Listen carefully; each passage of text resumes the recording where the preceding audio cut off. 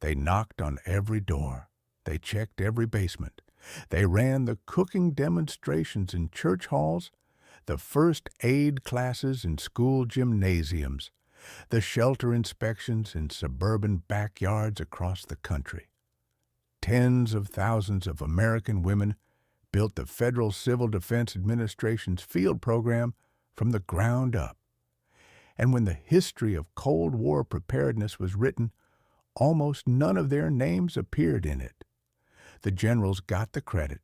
The politicians got the credit. The male civil defense officials who wrote the manuals and delivered the congressional testimony got the credit. The women who actually put those manuals into practice in the houses where American families lived, who sat at kitchen tables explaining fallout to mothers, who checked whether the canned goods were within their rotation dates, who organized the neighborhood telephone trees that would carry attack warnings from house to house. Those women were thanked, released, and forgotten. This is their story. The FCDA's decision to build its field operation on the labor of female volunteers was not accidental, and it was not a compromise.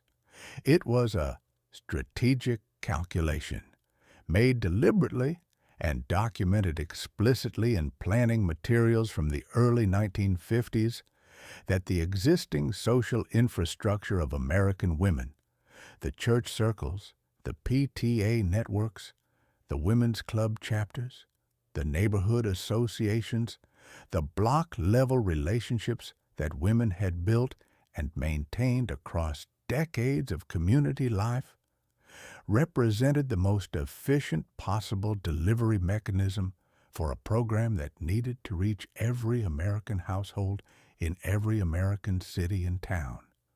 A male civil defense official could stand at a podium in a county courthouse and address an audience.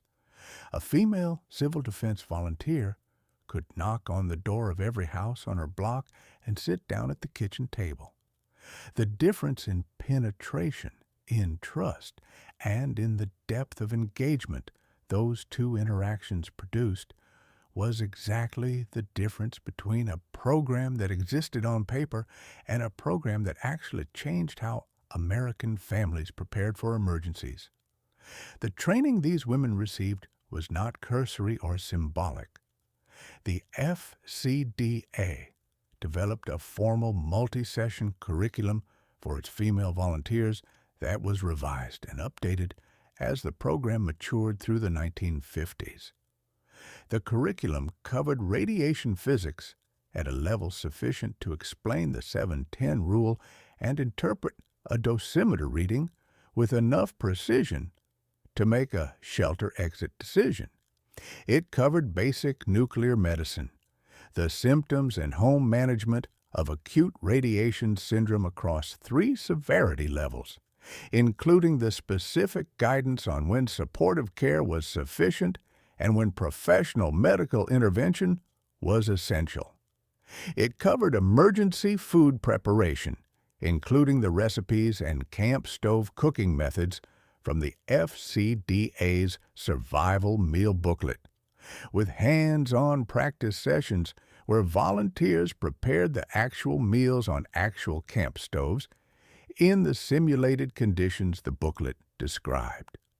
It covered shelter assessment, the structural criteria that determined whether a given basement met minimum protection standards, and the specific low-cost modifications, primarily involving mass redistribution, that could raise an inadequate shelter to an adequate one. And it covered community organization, the methods for establishing and maintaining neighborhood information networks that would remain functional during a sustained emergency when normal communications might be disrupted. A woman who completed the full FCDA volunteer training program in 1955 possessed more practical knowledge about nuclear survival than the vast majority of people working in emergency management in any capacity today. She had acquired that knowledge entirely on her own time, in sessions she attended voluntarily at no cost to her except the hours she gave, in the evenings after her children were in bed and the household work was done. The women's clubs that partnered with the FCDA were the organizational backbone of the program's reach. The General Federation of Women's Clubs, with a membership in the millions across thousands of local chapters, signed a formal cooperation agreement with the FCDA in 1951 that made civil defense preparedness a priority program across its entire national network. Local club chapters organized community civil defense meetings, provided meeting spaces for FCDA training sessions, and promoted the government's preparedness guidance through the established communication channels that women's clubs had been using for decades to disseminate information about public health, civic education, and community welfare. The American Red Cross similarly integrated civil defense first aid training into its existing volunteer network, which was already heavily female. The PTA brought civil defense guidance directly into the school system through the parent organizations that were the most consistent point of contact between schools and the families they served. The FCDA did not build these networks. It plugged into networks that American women had already spent generations creating. The neighborhood coordinator role was the most intimate and the most demanding position in the FCDA's volunteer structure. A neighborhood coordinator, almost always a woman, almost always a volunteer, almost always someone who had lived on the block long enough to know every family, was responsible for a specific geographic assignment that typically covered 30 to 50 households.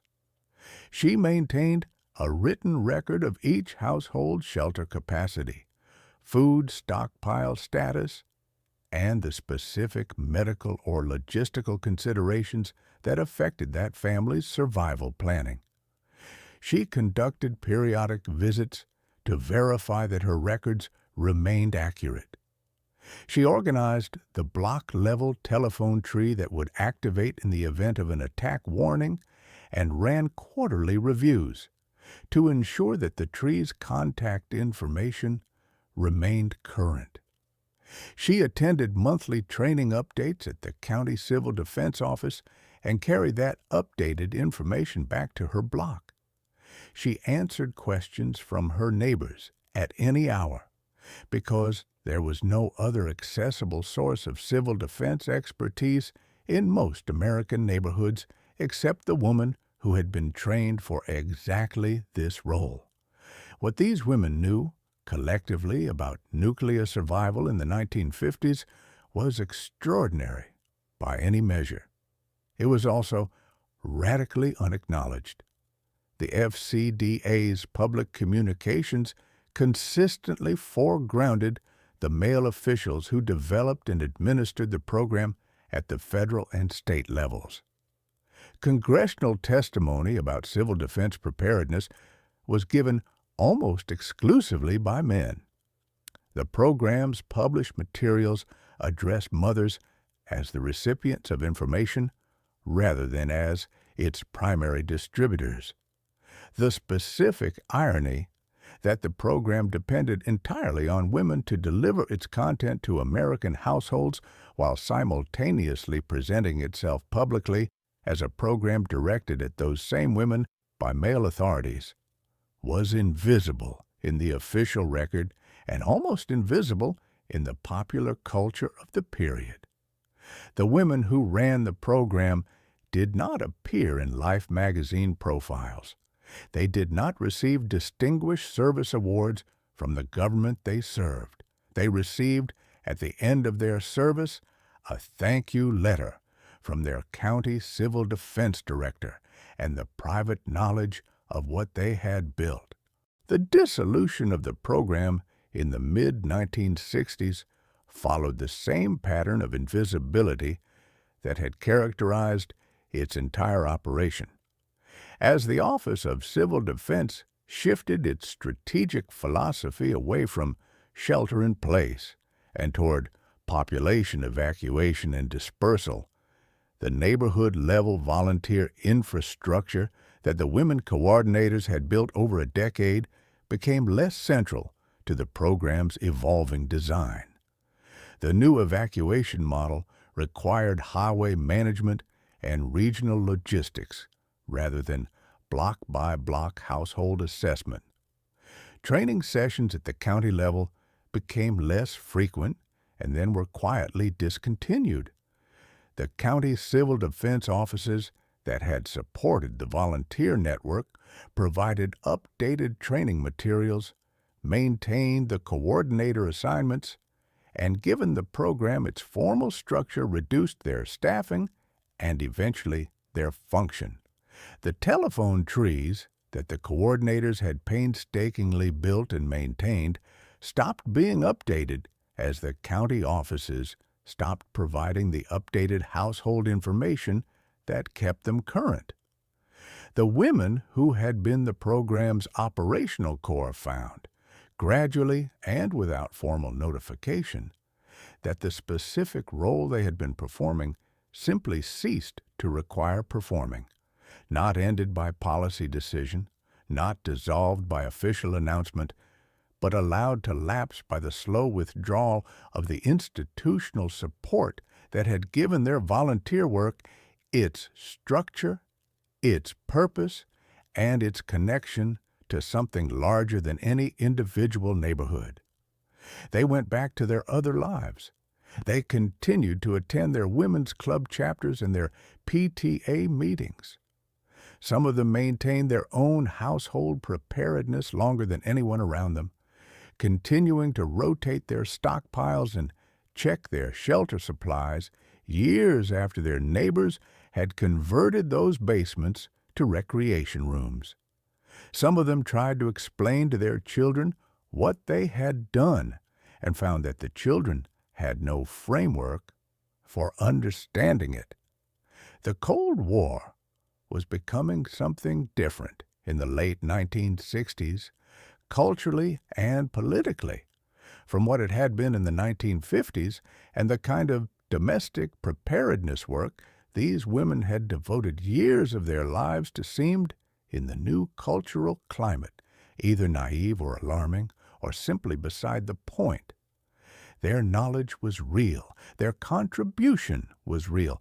The specific competence they had developed, the ability to assess a basement for shelter adequacy, to interpret a dosimeter reading, to organize a neighborhood for collective survival, was genuine and hard-won and almost entirely lost when they stopped passing it on. The official histories of the Cold War do not record their names.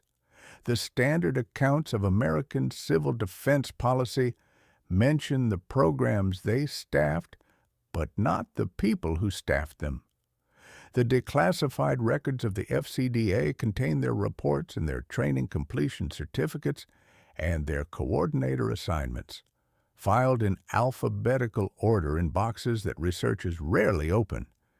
If you grew up in an American suburb in the 1950s, one of them lived on your block. She knocked on your parents' door. She sat at your kitchen table. She knew what was in your basement and whether it was enough. She knew things about your family's survival that your family itself may not have known. And she took most of what she knew with her when the program ended and the doors stopped being knocked on and the knowledge stopped moving from house to house through the networks she had spent a decade building.